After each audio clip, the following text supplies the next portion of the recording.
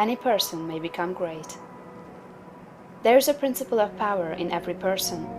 By the intelligent use and direction of this principle, man can develop his own mental faculties.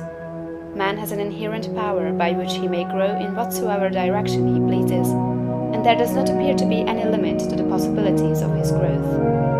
No man has yet become so great in any faculty, but that it is possible for someone else to become greater. The possibility is in the original substance from which man is made. Genius is omniscience flowing into man. Genius is more than talent.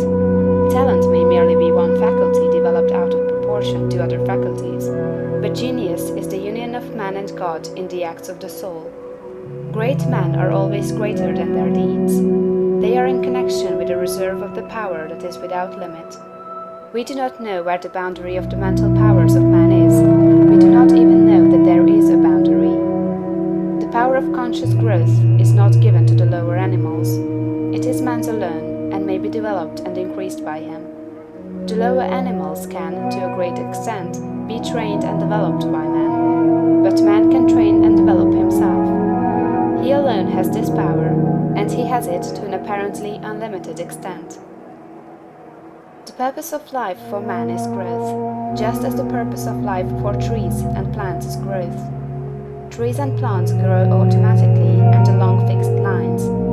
Man can grow as he will.